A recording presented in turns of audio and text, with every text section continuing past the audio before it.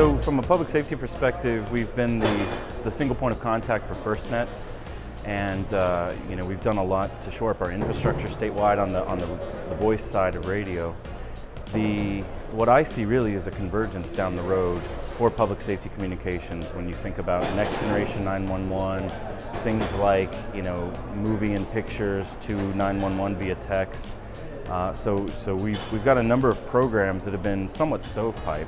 So it's an issue for us from a funding perspective because it's all blended with our IT and leadership.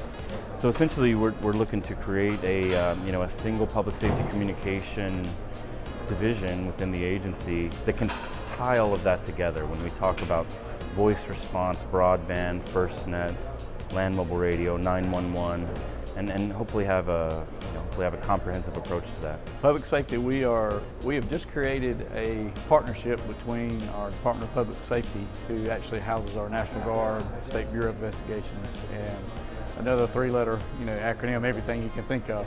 So we've created what's called a Fusion Center, and we partner with them on cyber events. Very good collaboration. We have already had cases where we pulled together and we can see that collaboration working well. So it's just something we're excited about. Secretary Hooks, who's the Secretary for the Department of Public Safety, and I are just excited to show how we can partner.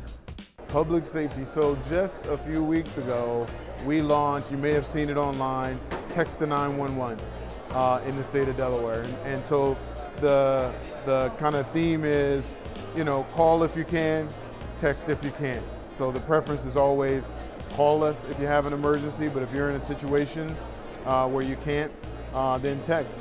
As a matter of fact, during the testing period of the Text to 911, there was public safety told me of a lady who actually texted them and was in a domestic violence situation, and they got the text, even though we hadn't announced that it was available yet, and they responded and helped that lady in that situation. So we think this is technology that's absolutely going to save lives in Delaware.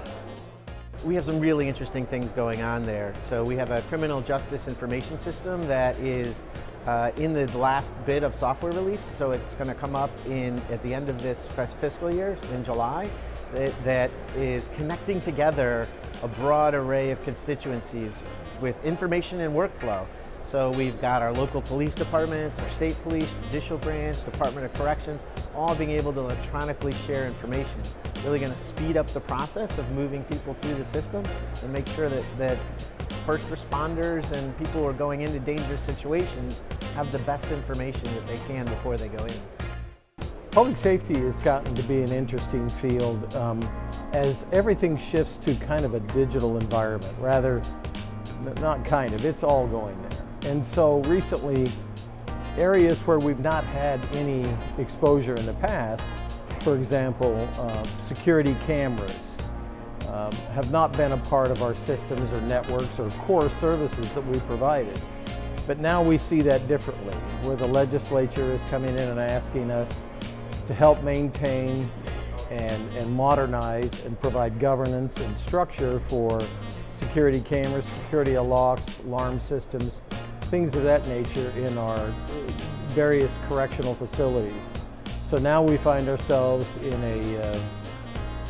kind of a collaborative effort with the Department of Corrections, Department of Health, the law enforcement, the Division of Criminal Investigation, the Attorney General's office, to help provide the systems of CCTV cameras and coax cable. Those are gone. They're now all IP or IoT type devices that are connected over networks, and they provide expanded security and protection and options, but they also give us different vulnerabilities. So we find ourselves working together more and more collaboratively to figure out the solutions for cameras and problems in all of our institutions, not just we of course use them for video conferencing all the time, but now we're protecting assets, and then you have real-time monitoring for security purposes in courtrooms or governor's offices or legislative services, things like that. So that's becoming a big expanded field, and we're entering that one